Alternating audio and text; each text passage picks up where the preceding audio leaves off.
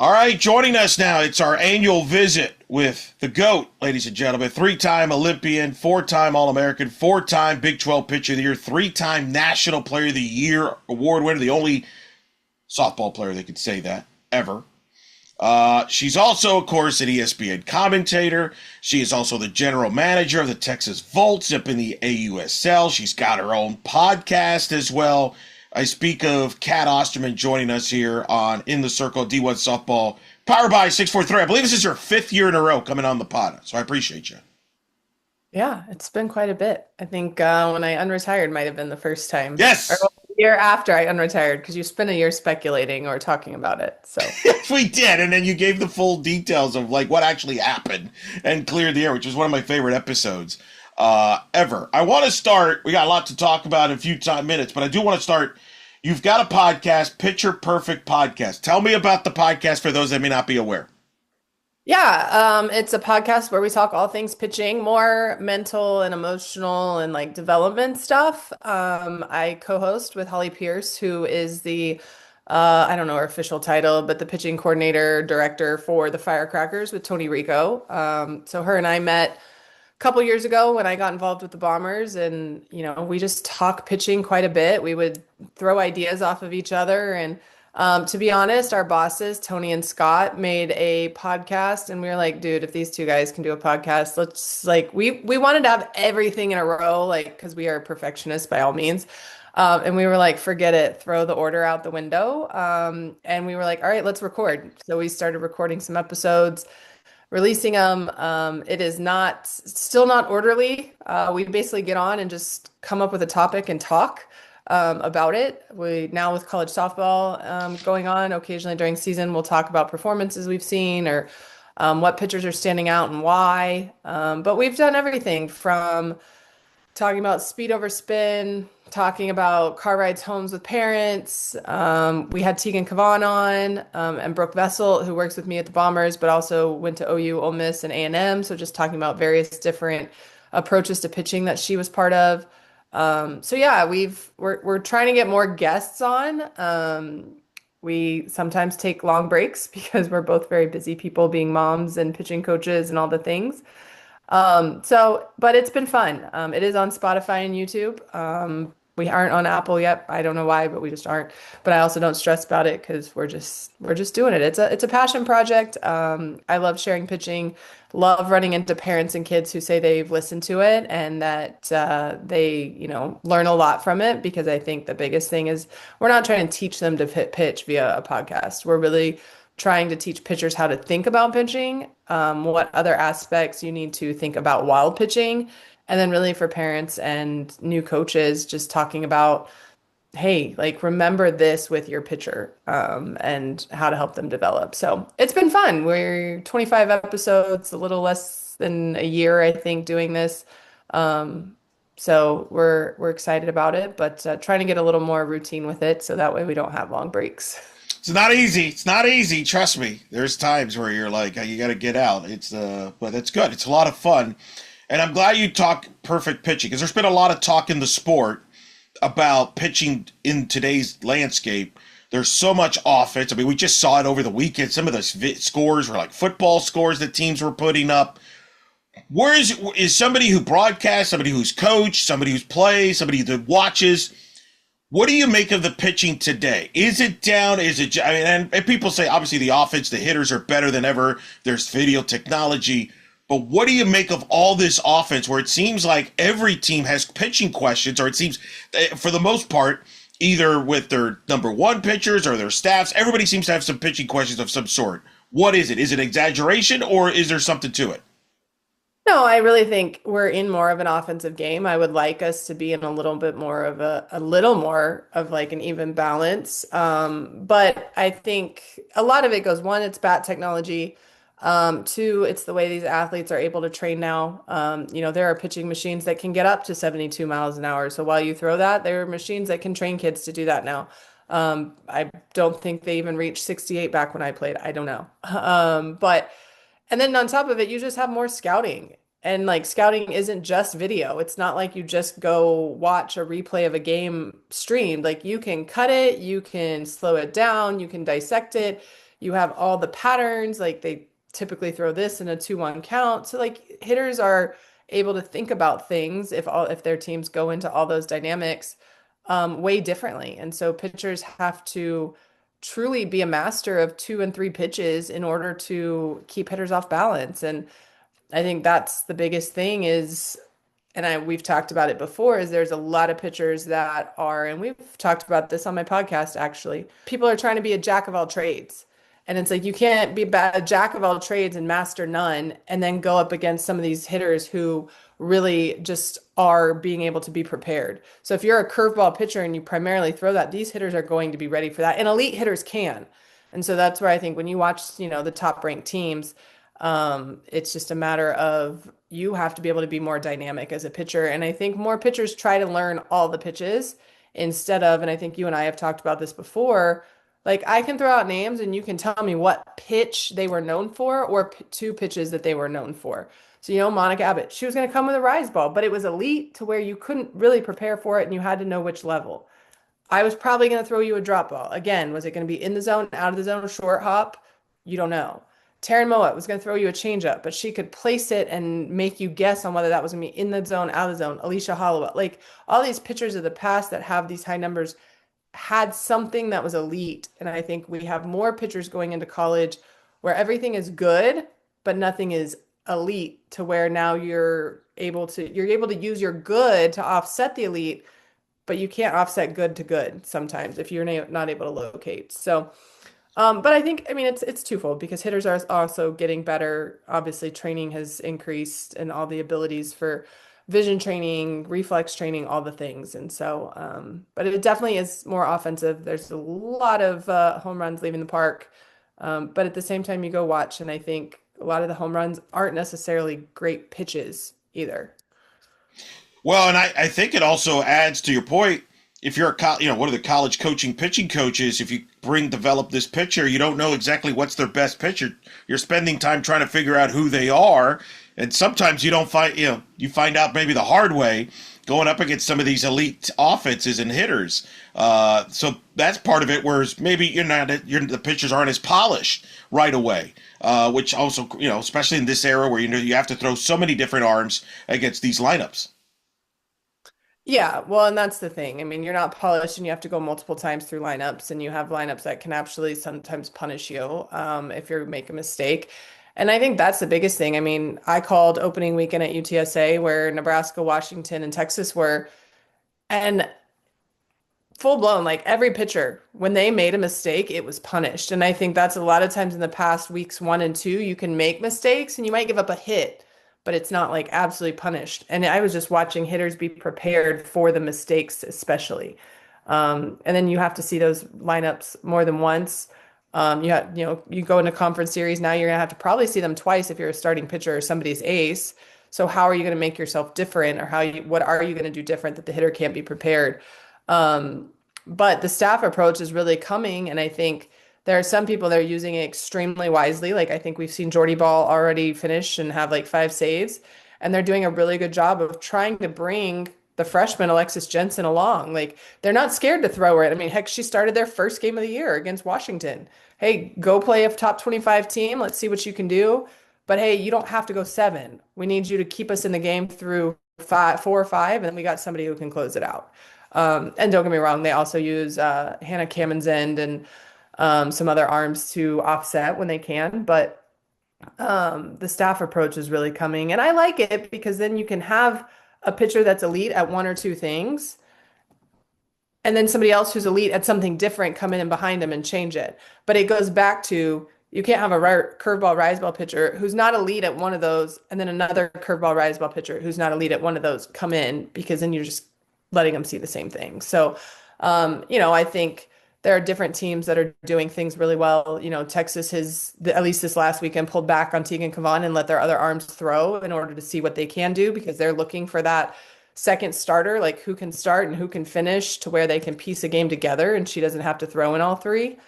But I will say going into the year, I thought there were a lot of pitching staffs all across college that had question marks or holes. And, I know we're going to talk about Big 12. I did Big 12 Media Day, and almost every team, the question was, what is my pitching staff going to look like? Because they were either all new, they had brought in transfers to try to back up an ace. Like the only one, and even though it was transfers, we know what Caitlin Terry can do. The only one to me for Tech was like in the Big 12 at least, they knew what they were getting from their pitching staff. Um, and I think that was a lot across the country. I mean, UCLA lost Caitlin Terry, so you have Tinsley, but what is it gonna look like behind her? They don't know. Washington had a returner. They have some freshmen. Like, what does it look like? Have to figure it out. And I think that's kind of a scary feeling, I feel like, as a coach to like have to figure out what is my pitching staff going to look like instead of knowing like, hey, that's set and let's go ahead and figure out the rest. Do you think this is the norm now, or do you think we can balance it out? Is there ways to balance this out moving in the sport?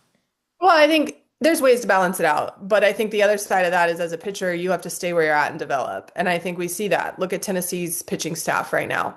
They are leading the country in ERA. They've given up, I think, 5 runs in like 16 games or something crazy. And yes, we know Carlin Pickens is Carlin Pickens, but the pitchers behind her, Aaron, Newer has been yeah, fantastic for them. Yeah. I didn't want to mispronounce that. And she wasn't bad last year, but you look at her this year and she's different. So she bought in to develop, and as you develop, you can get better and you should get better. But if we're always jumping ship and you're going to a bunch of different places, at what point do you stay and actually develop? Because now you're adjusting to a new coach each year before you actually get to buy in and sail with them. Yeah, no doubt about that. Let me ask you, this is now, you're entering your second season as GM of the Volts. Year two of the AUSL is around the corner. The Texas Volts will be playing at Dell Diamond in Round Rock, a place you know very well. What did you learn from year one as a GM that you've applied here into your second season? And obviously the league's growing with cities now and everything. But just as a GM, as doing it for the first time, what did you learn? Well, I think the biggest thing I learned is not to take for granted that my athletes know each other. I think I didn't prioritize team building and time for the team to go do things outside of softball. And again, part of that is like me as a player is like I could take or leave that. Like it's great if I do, but at the same time, like I can go play with anybody, whether I really like you or not, kind of thing. But I watched and not that we didn't have team chemistry. My group was great. I loved them. I thought at the human element, we put together a really good team. But I think I should have set aside more time for the team and the staff to be off the field together and start to kind of work together. So that was my biggest thing. Ricky Woodard's already gotten on a Zoom with them. She's texting a few of them, on the side. She's opened up if any of them want to come to San Marcos and work prior to season. Like she's like, I will stay up here after Texas State practice. I will come before. I'll do what I need to do. But if you guys want to work, let's start working. And so it's that. And then I think the other thing is I have to remember I'm a GM and like there's a job to do, but obviously I was familiar with my head coach and Kelly, and I probably didn't go to as many practices, and I thought I was around enough, but I probably needed to be around a little bit more just to really know what was going on in the whole pulse of everything. And not that it would have made a difference in the win-loss column, but just it's part of your job. And I love the fact that we have Kim Ing as our commissioner because she helps us. She's talked to me about that. Like, well, how many times did you go to practice? How many times did you go to this? And I was honest with her and she's like, you just element of surprise. You just show up.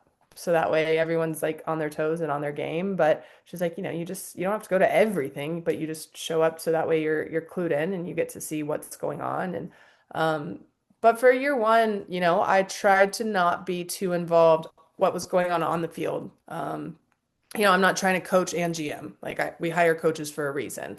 And I didn't want to be in that seat because I do have friendships with some of these players that I felt like I wasn't going to best serve being on the field. So I love being in the GM role, and it's balancing being around and involved enough that they know your care, they know you're an ear, they know you're battle you're fighting for them. But then at the same time giving enough space that they're with the coaches and they're able to do their thing. And I think the biggest thing I drafted a highly competitive group of athletes, and so they're ready for season two, and we got Coach Woodard at the helm, which I think is going to be um, a big a big change, but I think a very good change.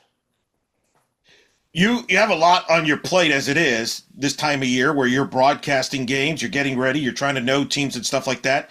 Do you now also have to take notes as you're watching games? Ooh, because you got a college draft coming up in the during the season there. That's an added element. You just had a draft as well in December as all the teams and all with expansions and everything like that. What is that process like where on the one hand, you're broadcasting, there might be a game you're going as a fan, but then there's a side of you that's like, oh, I got to make a note of that for this player. Yeah, no, for sure. I am constantly watching what's going on. Obviously, we have a list of who we think the top seniors are and who fills what roles we need.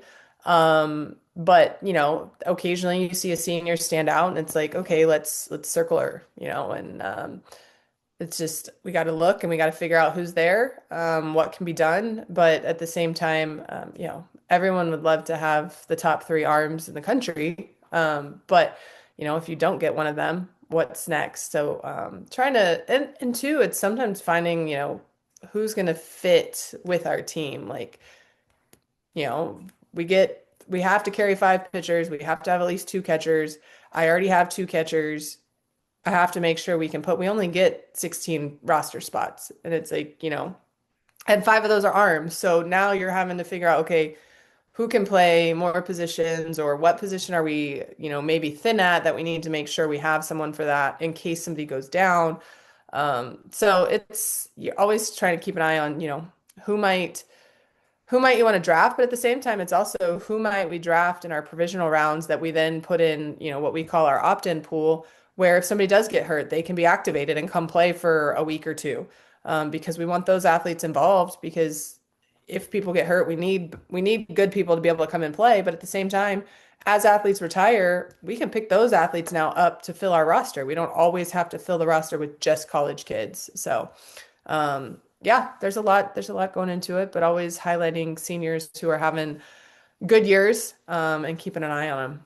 16 player. That's tough, man. I'm watching college teams now go up to 25, and you got to narrow it down to 16. I mean, I get it, but it's just kind of wild. That's just what you need. More tough, make your job tougher to narrow it down to 16. But it is a difference maker. I mean, I've talked to Amanda Scarborough before this season. She admitted during broadcasting games this year, she'll be taking notes because she'll, covers the league, obviously broadcasting the game. So there's like a multifaceted to it there. Dell Diamond in Round Rock. Describe that place for those that haven't been there, watch a game. You played there at one point during your pro career. Remember that. Talk about that location and why that's the perfect location here for the Volts. Yeah, well, Kimming, as I mentioned, as our commissioner, she knew what it does in the minor league system, right? It's one of the best minor league parks in the country, if not the best minor league park in the country. I don't go to very many, but I can't imagine very many have the atmosphere that Dell Diamond does. And she wanted to target them last year for a tour stop. I think they actually wanted to target it for championships, but the scheduling for them didn't work out. And so, we did the tour stop there. Obviously, it was getting a lot of attention leading up to it. And then the closer we got to it, the ticket sales just went through the roof. Texas loves its softball. It loves its fast pitch. Obviously, we're right here. Round Rock is about 30, 40 minutes north of Austin. So, you draw from that, especially with Texas having coming off a national championship, and just the tradition that Texas has. But it's kind of a ideal place because you can pull from Dallas, you can pull from Austin. Obviously, people from Houston can come up and drive. San Antonio can drive over. It's a little farther down for South Texas and the Valley, but there will be some that will drive that far. But I think the cool part, it's a nice stadium. They do it right. The food, the concessions and stuff is not just your hot dogs and hamburgers. There's Chick-fil-A and Whataburger and all the things. And then, I just love it because the people in Round Rock, Reed Ryan and his group, his brother Reese, Chris Almendarez, Tim Jackson, who's the GM for the Round Rock Express, they really wanted softball to come here. And Reed, Reese, and Chris have tried for a long time. When I played, they brought us, we did a Jenny versus Cat showdown that at the time, you know, no, I don't want to say sold out, but was big. The ticket sales were huge. Then we came back a second time. Ticket sales were okay, not as huge as the Jenny versus Cat, but still we sold a lot of tickets. So they've seen how softball's received at Dell Diamond. And I think some people are like, oh, well, you're playing on a baseball field. Yes, we are. They do some alterations to the field to help us out. It's still not like a dirt infield like we're used to, or even just turf. But at the same time, where else are we going to play that we're going to get more than, we could play at Texas, but we only get 2,000 tickets. We can get well over 2,000 tickets, and we had over 5,000 people multiple nights when we went to Dell Diamond last year. So it's like there is no softball stadium that holds that, right? Except for Oklahoma City, which is why the Olympics are going to be there. That's a whole different topic, and I'm not against it because where else can you have that many people sit and watch softball? Every other softball stadium is, I don't know, 3,000 people. Um, so it's fun, but I think the biggest thing is we are wanted there, and that's the cool part. And they've really wanted to make this happen for a long time. I think we joked when we had our press stop here, and they pulled out a ball I gave Chris a long time ago that said, "Hey, thanks for everything you did. Now get a team so I can come home," because I thought it would be really cool to play like my last few years in Texas. And obviously that didn't happen, but 10 years later, or maybe 15, I don't even remember what it was. Here we are. And we're Hey, I'm home. I'm that's home. home. I'm not playing, but I'm home. And that's got to be a lot of pride that you're part of a franchise, that you're bringing a franchise in the state of Texas. Yeah, no, I'm really excited. And I kind of in talking with Kimming, and it's not secret anymore, but she was like, I would love to have a team there. And I was like, I'm really hoping that you mean that would be my team then, because I don't want to fly to GM a team when there's one like 45 minutes an hour from me.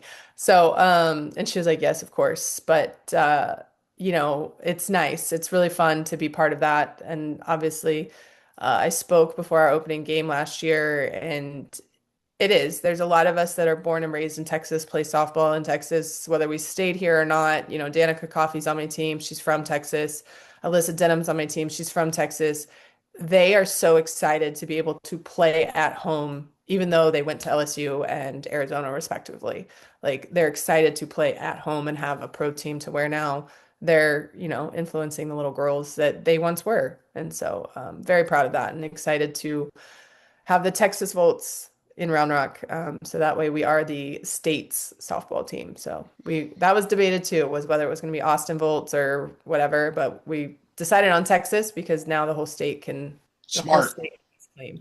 I like Yeah. it. I like that a lot. We'll get you back on as we get closer to that season, starts in June, and talk more in depth about it. But I know you got a lot of stuff to do, and we got a lot of topics to get to. But I'm excited for it. I wanted to bring that up because I was certainly excited when I saw the news there about the franchise going to Texas there and Round Rock in particular, because I know you speak fondly, you've spoke fondly about it in the past with your history there. Let's talk. You mentioned it. You were part of the Big 12 championship coverage last year in Oklahoma City. You were part of the preseason media days, which was kind of cool over there. Talk about what's been the surprise to you now as we get set for Big 12 games start this weekend. What surprised you the most so far of the Big 12? Oh, I mean, the honest surprise is BYU's start. Offensively, they're known to typically be a juggernaut in the Big 12. Coach Eakin is a great offensive coach, and they usually hit the heck out of the ball. And I knew they had a tough schedule, and I think I said that on the media days, is they have a tough schedule. They needed to win some of those for if they were going to be on the bubble again, because they've been the first one out or in the first four out the last 2 years. But talking to him, he thought, they had shored up the pitching staff to where they'd be competitive, and I think their start has just been a little bit of a shock to me. Outside of that, I think it's gonna be a close race as far as like top down. I will say I'm not sitting here saying Tech is gonna run away with it. I think Arizona State has a shot. Kinsey Brown is throwing absolutely spectacular. Arizona can hit, and the question is, how's their pitching staff look each day? But it's really like even the middle ground.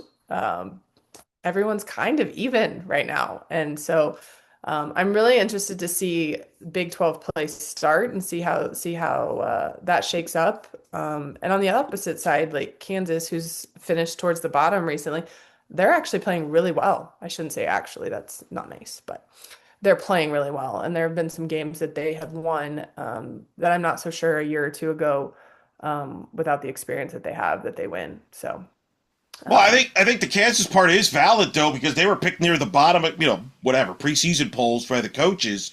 So it is. I think some people were kind of unsure what to expect from Kansas from that standpoint. I think you're right. They've played Jennifer McFalls and company have played off to a good start. They've played well. I know in talking to her, and I know you spoke to her. They got a lot of arms there that they've depth wise they feel pretty good about. So that does surprise. BYU definitely. I'm stunned at their start. I knew it was a tough schedule, but I didn't think they would dig themselves this hole. And the Big 12 slate's not going to be not going to get off to a good easy start either. They're going to, of course, maybe the two teams that are going to be facing each other this weekend: UCF and Oklahoma State. It's a top 25 matchup. UCF 20-4 on the season, best start since the other second best start in program history behind the 2002 team, which was the first UCF team ever. City Ball Malone, he's done it again. We know about Isabella Vega, but they got these two freshmen, Ava Stewie, Hildy Dempsey, that have won Big 12 Freshman of the Week. Their offense is loaded with players like Beth Damon, Sierra Humphreys, Izzy Mertez. But Oklahoma State's been fascinating. I just had Ruby Malin on the podcast, and they talked about Riley Crandall's healthy this year, looks confident, and they're hitting again like you would expect from an Oklahoma State team. What's your thoughts on those two teams? yeah, to be honest, I wasn't 100% sure what Oklahoma State was going to look like this year because I know they tried to pick up an arm in the portal and didn't get one. And obviously, Riley Crandall was kind of the wild card. As I mentioned last year, she was injured some, so she wasn't ever, I don't think, fully healthy. Um, but as the season has gone on, and obviously in Clearwater, they had some highs, they had some lows. But then at the same time, they turn around and play Nebraska. Ended up only being twice. But you saw the Ruby Malin that I think everybody expects to see when Ruby Malin takes the circle. And that was cool to see because I think they need Ruby Malin to be Ruby Malin now starting conference. And Riley Crandall did her job too. She goes in at the end of that extra inning game to solidify the win for them. But she's looked really good too. And I think offensively it was going to be a question mark a little bit. Kenny's teams are able to score. He finds ways to manufacture runs. He always has speed, which he still has with Tia Warsop plus some others. But he has a brand new middle infield. He moved Rosie Davis to third. So basically, three-fourths of his infield is in a new position. But you can't tell. They play just fine. They aren't, there's not miscommunication. There's not mistiming on double plays, all the things. And so it's been fun to see them because Kenny didn't panic early on when there were some losses, just like stay the course, and they stayed the course, and they're looking really good right now. I got to go out and see them in San Marcos only for one game, but I got to go out there and see them and just see them compete. And they're still the Cowgirls of old as far as just into the game, the way they play. A little bit of sense of urgency comes from them, like especially in big moments, and it's nice. That's one thing I've been talking to a lot of coaches about when I have conversations is like there's a lack of sense of urgency sometimes, and the elite players have it, and you can tell when there's a runner on, whoever's up to bat for Oklahoma State has that sense of urgency to get the job done. Doesn't mean you always get it done, but there's that factor in there. It's not pressure for them. It's like a sense of urgency, and it's cool to watch. But yeah, I think if Crandall stays healthy and can stay throwing at the level she's throwing at, they're going to factor in. Now you have two arms. I mean, their question mark coming into the Big 12 originally was only is Riley Crandall fully healthy and what does she look like? It wasn't they had to have a third arm, but they needed her. And they have two other arms they're working on developing, so getting them in there and they may start to peak too during Big 12, but they have two arms just like Tech does, which is really going to factor in. Yeah, I like him, and I know you spoke to Coach Gajewski like I did, and he talked about how last year he made the mistake of kind of crowning last year's team before they did anything, and I think that's kind of Ruby kind of mentioned it was a hard fall practice. I think they got the message. I think they were bothered by how last year went, and they want to get back to Oklahoma City on that deal. UCF, Coach Ball Malone. What is it about her that is able to develop pitchers like she does? Well, she's been there. She's been there. She's coached at the mid-major level. She's coached at the Power Four level. Like, she's seen it. And I think more so at the mid-major level, I'm not saying you don't develop pitchers at the power four level, but at the mid-major level, you probably have to develop them a little more. And usually you're not getting the elite arms. So now you really are trying to develop either a new pitch, really fine-tune something that is above average to good and make it good to great. So that way you can compete. And, plus Cindy Ball Malone, you talk to her and listen to her talk about culture and watch her interact with her team. Like that's a coach that the players love. You can tell. And she's okay acting a fool. She's okay embarrassing herself. She's okay doing all the things in order to relate to them and be part of it with them. And I think that's the big piece is I feel like she could go tell them to stand on their head with a tutu and they would do it and probably not ask why until 2 or 3 days later. If it's going to make them better, they'll do it for it, right? Um, but and so that's never, and even when her teams have quote unquote down years, they're not bad years. They're just not, hey, we may host a regional and have a chance at going to a super. They're in the conversation of, hey, let's go to regionals, but they might make noise, like kind of like last year. But she can develop pitchers because one, she picks pitchers that are different. And so you look at Vega, mainly up. You get Dempsey, left side. That's just a different look all in itself. I know Ava Stewart, because she was a bomber, she's down ball. Like, can she go up? Yes, but she's down ball, and it's a good down ball.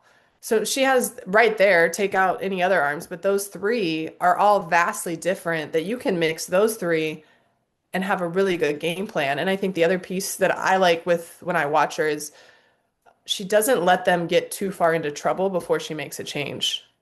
And a lot of times, especially as pitchers, we have this, oh, she can work out of it. And so we have a little longer leash than I think sometimes maybe we should because we know they can work out of it. And we know as a pitcher, we'd want to work out of it. But is that the time for the team that they need to work out of it? So I think she does a really good job of making changes at the right time. But I think you watch her pitchers over time and they all develop. And I mean, her athletes in general, all of them develop. You see player development come out of UCF. And I'm not shocked they're winning as much as they are, really, to be honest. I am maybe a little surprised that the freshman pitchers did as well as they did right from the get-go. But at the same time, not because Cindy has people prepared. It's fun to watch the way her teams respond to her and the respect she has from her athletes. Yeah, and the ones you saw last year as freshmen who are now sophomores have taken it to a different level with their play, as well as Sierra Humphreys, who's the junior, of course, has a good family background there, softball there, and you got to be excited. Coach Ballman has 9 pitchers, 2 lefties on the staff. Yeah, who does? Well, and that's what they said. I was talking to someone this summer. I wish, or maybe it was the fall, after one of our camps that the coaches come work. And they said, well, everyone's after a lefty because, statistically, you look, a lefty already has an advantage. And I was like, I mean, I could see it, but like literally numbers wise, lefties just automatically start to do better. And it's crazy. So everyone is looking for lefties. And obviously, we know there's a school a little north of here that has stockpiled lefties in the past. But if you can get two, why not? Especially if one can go up and one can go down. Yeah, there's a couple good, pretty good ones there. She's got Reagan Vacoon's the other lefty. Her mom pitched at Princeton and got to the World Series 30 years ago on that. Let's talk Texas Tech, Houston. I want your thoughts on Texas Tech in a moment, but I want to give a shout out to Houston and Maddie Hartley, who is just crushing the ball, having a great start to her sophomore season there. Of course, Chrissy Schoonmaker's the new head coach there, taking over. Nairi White's the new pitching coach there. Of course, Mike White's daughter and company. But Houston seems a lot more competitive to me, Kat, than they've been the last few years. And Maddie Hartley and some of those offensive players they got is a big part of that. Yeah. Well, I love me some Maddie Hartley. That's one of my kids from the Bombers. So, but offensively, she's absolutely tremendous and always has been. Just able to make contact, has power, understands at bats, someone who just she'll talk it through with you too. Like a bad at bat, she'll talk it through, a good at bat, she'll talk it through. And so it's fun to see her continuing to have success around, along with the rest of their offense because they are putting up offensive numbers. And who's shocked? I mean, Jeff Cottrell knows what he's doing. So that's been, I think, a cool thing to see in that. But I mean, tip your hat to Nairi White. She has almost the exact same pitching staff. They added London Park, but she has almost the exact same pitching staff, and their pitching numbers are better. She really went to work on you watch like just their spots, their spin. Some of them have a couple miles an hour velocity difference. But when you take that almost that same staff and having more success, that shows that as a pitching coach, she was able to develop and help them make adjustments to be better. And I mean, there are pitchers that are throwing deeper into games that only threw 1 or 2 innings at a time last year. And so, between Chrissy and Nairi, it's huge to see. But again, they're not afraid to go the staff approach. So you could see 2, 3, 4 different arms if that's what it takes for them to win. But I should have said them at the beginning. I didn't even think, but they've been a very pleasant surprise, especially against like there's some on their schedule I would expect them to win, but there were some games that, it's a question mark and they've been able to pull them out and put up numbers. And again, it's just allowing less runs than you score. So as long as the pitching staff can minimize the damage, then you have a chance. And I think that's talking to Chrissy and hearing, her talk to people. That's really, they've just talked about just give us a chance. Pitchers keep us in the game to give us a chance. When we have a chance, this group, she feels like they're playing together and with a common purpose now. And she just worked a lot on culture and them loving each other and her loving on them and just being able to kind of come together to have a purpose. And I really think they're on a mission to basically say, hey, like we were picked close to the bottom again, but that's not how this is going to end. So that's been fun to see, and hopefully, especially pitching wise, I don't think offensively they'll have a problem keeping it up, but hopefully pitching wise, going in the Big 12, they'll be able to continue their success. And there will be some upsets, I think, when Houston comes to town or if you go to Houston. Their ERA as a staff's under 4. I know that doesn't sound like a big deal, but if you follow that program, that has not been said in a couple of minutes. Let's just leave it as that with their pitching issues over the last few years there. So that's a big positive sign for them. But they'll open with Texas Tech. That's the team everybody always likes to talk about, Kat. What's been your thoughts on the 2026 edition of the Red Raiders to this point? I think they've been as advertised. Nyjah and Caitlin Terry are throwing well. Sam Lincoln's thrown well when she's gotten the opportunity. Hitting wise, nobody's surprised. I think some people might be surprised if you watched Clearwater that Jerry tried to bunt with some of his big hitters. And I think I heard a broadcaster say, like, I wouldn't bunt with her. I'm like, I know why he's doing it, though, because he wants her to practice bunting now so he can pull it out in the middle of the World Series because he's not going to bunt her for the rest of the season. Let's be real. Although he might if they really get into a jam. So he wants to see that they can do it. So there have been some times where I think someone, it's like, wait, what is he doing? Why is he bunting with this person? But he wants everyone to prove that they can get the job done. So I think, not shocked there any which way. He's doing a good job of getting, he said on the call there's going to be 10, 12 that he has to 13 that he has to work in. And he's been getting them all at bats and innings at their defensive positions if they need to. And it'll be interesting. I think it'll be interesting to see how, obviously Caitlin Terry split time with Tinsley at UCLA, so that's not new to her. But last year, it was Nyjah.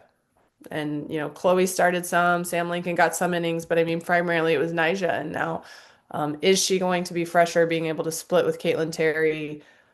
Sometimes, and I'm not saying this is the case with her. I don't know. I haven't had conversations with her, but like sometimes when you are the it pitcher, splitting time sometimes mentally can get you off your game. And you don't throw as much when, you were basically throwing every other day or whatever in the past. So, it'll be interesting to see. But I think on paper, they're still the front runners. But as I said on media day, on paper and how it plays out, there are people that, are 1 or 2 athletes away from on paper being as good as them, I think. So it just determines, who shows up and what, again, we talked about it. Offense right now is dominating pitching. Is there an offense in the Big 12 that you don't have to dominate their pitching, but can do better while limiting their offense? We'll see. Yeah, it's going to be interesting. He told me before the season he had a goal in mind of keeping Nyjah fresh and keeping her to an X amount of innings and starts. I'm like, all right, we'll see. Let's see what happens with the Big 12, and I'll be curious how they handle that. And of course, all the bats that they have, and they figure out their lineup there. Arizona State, you mentioned. Kenzie Brown healthy, leads their pitching. They got John Barfelt now as the pitching coach, which was kind of wild. That was just out of nowhere, announced in January. They got a lot of new pieces on the offensive end. What's your thoughts on Arizona State this year? Yeah, John Barkville was obviously a tremendous hire, especially that late or early in season, late in the process, I guess.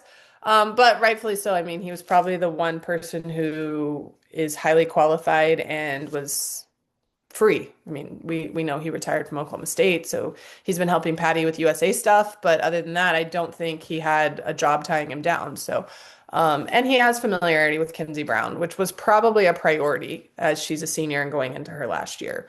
Um, Talked to her on media day, and obviously she'd only been working with him for about a month, but she praised how well he is as a coach and just the small adjustments he had made with her already. I think we see a big impact on Mika Lupe. Like she looks a lot different to me with John Barkfield there. So she's been able to be a viable arm for them at times. And offensively, they are, I don't even know. I hate saying scrappy because it makes you sound like they're not talented, but they are talented. But they are, maybe pesky is the right word. They are pesky outs. Like they will sit there and foul off balls until they get something they can barrel up.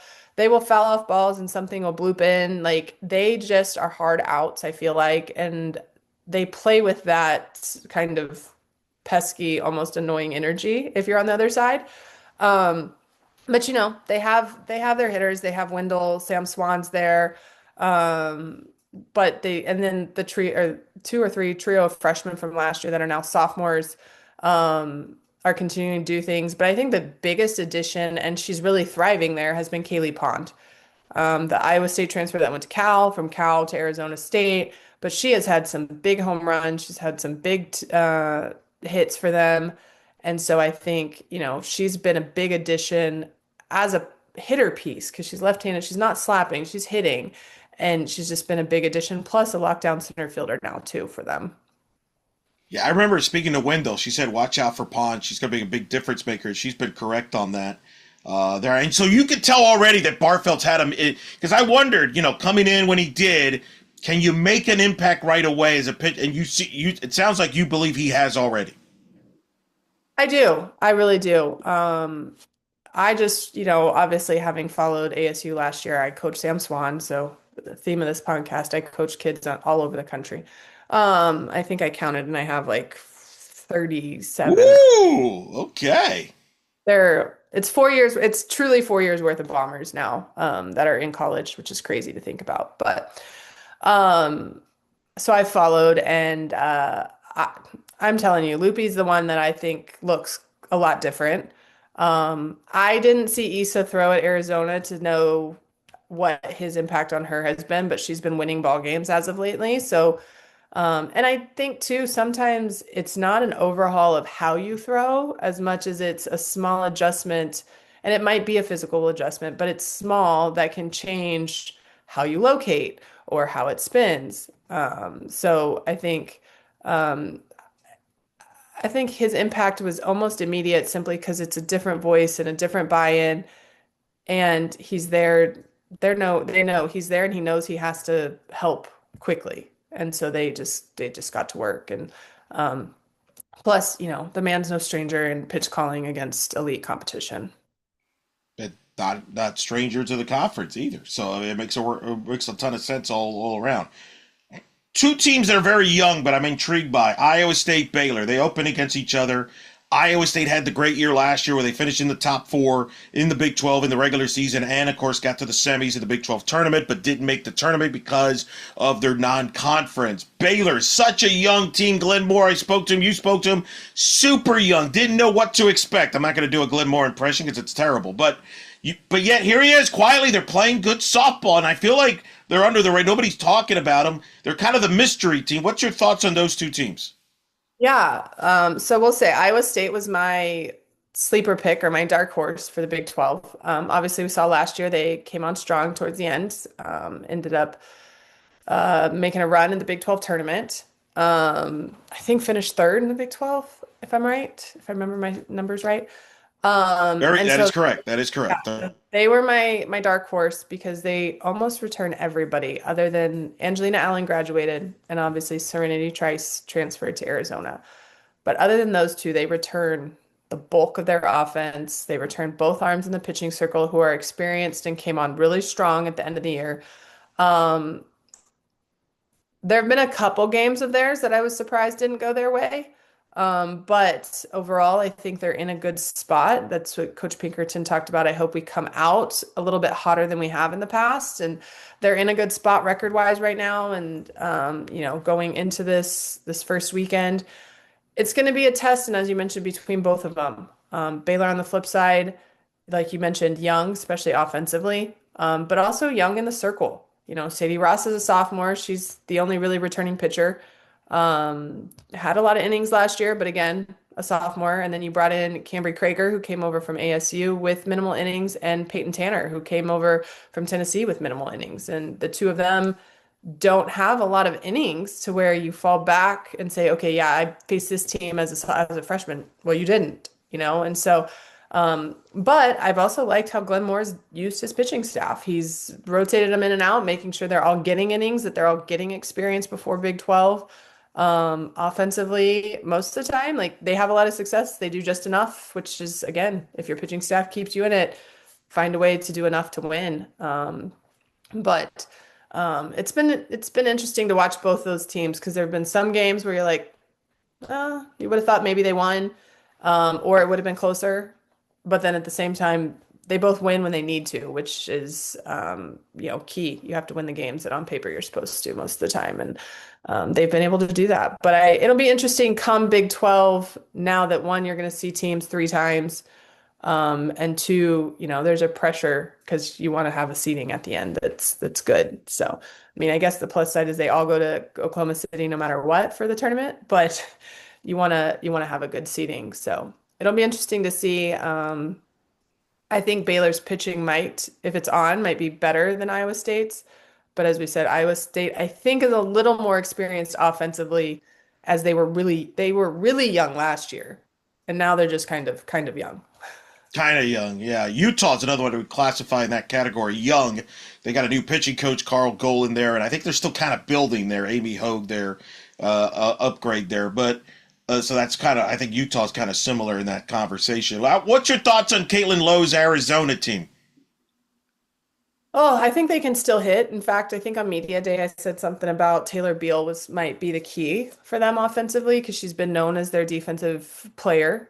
Shortstop, she hits enough, but I think they needed her to have a good year. And there have been moments where she's been the one that's come through. And so I don't think offensively, she wasn't ever a hole, but just they needed her, in my opinion, they needed her to step up a little bit. And I think she is, because obviously they have Sydney Stewart, they have Reagan Shockey, they have the other pieces offensively. Uh, I've loved to watch them. I love their offense. I think the question still, and we talk about it, it's inexperience in the circle. They didn't return anybody. Well, I shouldn't say that. They returned one, but she wasn't experienced. They didn't return any of their experienced arms. Has a freshman in Riley Holder who is good, but you face the top level teams. Now it's an adjustment of learning how to pitch to these top level offenses. But Christian Conrad's there. I like him as a pitching coach. He did a great job at LMU when he was there. I want to say he had conference pitcher of the year at least twice, if not more, but he's really good at developing. So I think slowly their pitching staff is starting to get better and better. And sometimes it just takes that. I mean, I tell people all the time, my second weekend of season, we left Arizona with the whatever it's called, classic. Kiwajiwa, Kawasaki, all the words. Kachikawa. There we go. There we go. That Kachikawa. one. I'm not lying when I tell you in college we had no idea how to pronounce it. So we just made up K words as we went. But I left there with like a 14 or a 16 ERA. because sometimes it takes an adjustment to see, okay, this pitch doesn't work. How do I, and now, but it's how quickly as a pitcher do you say, now I'm going to get to work on making that better. So yeah, I think Arizona, they're in the running and I think they can make a great push. I can't remember. Somebody has, maybe it's Oklahoma State has a decent schedule for a Big 12. Like they don't play Tech, I Right, they think. don't play Texas Tech, so yeah, that's a Uh, interesting so caveat yeah, there. yeah. But and it may come down to the Arizona Tech series. Like that may be the differentiator, who knows? But I think the pitching staff is the only still kind of a question mark for me with Arizona. But I do think they have a lot of pieces, and I think they're primed. And you heard them talk on Media Day just about getting back to what the standard of the A is. And when you have a program that's as deep in history as Arizona is, that standard is if you drift from it, then obviously the play starts to look different. And so getting back to that, I think you see that from them, the way they're carrying themselves. Now they just call them the Kendrea Classics. Much simpler now. They're home tournaments, easy to figure out. Jalen Adams, obviously the transfer from Iowa. We'll see how she does in Big 12 play for them in the circle there. Arizona open up against BYU. Utah's at Arizona State, Big 12. Top 8 make the Big 12 tournament. Not everybody makes it in this year. They're, Oh, they did they change it? they changed it to Oh. top 8 now. I don't make the rules on that. But what do you think? What is the key? What do you think is going to be the difference in all these teams in this series to have success in the Big 12? What's the key? Well, I think you have to utilize your pitching staff. You have to be able, as we mentioned, you're playing 3 games. So whether it's short stints for certain people, for certain arms, if you go long, how are you going to use them? And if they're long in game one, how are you probably going to use them in game three? Because most likely you're not using them in game two. You'll have your few. Kinsey Brown could probably throw all 3 games of a series, even if they don't want her to. She may go 2 complete games on a Friday and a Sunday, or 1 and 3. But other than that, how are you going to use your staff to keep them where the offense doesn't get multiple looks at them early in the series? Because that's the way you're going to keep them off balance later in the series. So, and then I think on the offensive side, the biggest thing I've seen from teams across the board with the tournaments I've been calling is just having a game plan and sticking to it. When teams are so disciplined on their plan, it's fun to watch and it's fun to talk about because you can tell, like, hey, they're spitting on the change and looking for the curve, or they're not chasing the rise near as much because they're expecting it in these counts, and they're sitting, looking belt down, and then you see them execute and just mash. So I think the game plans and sticking to those are fun to watch. Maybe for me because I'm not an offensive person. Fair, yeah, that's Fun fair. to see. It's fun to be able to see a team actually like buy in and really execute the game plan when a pitcher throws to it. So, but the Big 12, I don't think is. I'm safe to say it may not end up anything close to what the coaches' polls were. I agree. I think it's going to be net battle. It's going to be dramatic, just like probably last year was in a lot of those games. I'll let you go on this. I'd be remiss if I didn't ask. Give me your thoughts on the 3 teams you follow very closely in the state. Texas, for obvious reasons, the national champion, excuse me, the defending national champion, Texas Longhorns. I figured you'd like the sound of that. Your thoughts on them so far as they get set for SEC play. Texas State, they get ready for Sun Belt here in a couple of weeks, and thought they've had a tough, challenging schedule early on. And then teams you call UTSA, Advanced Student Club.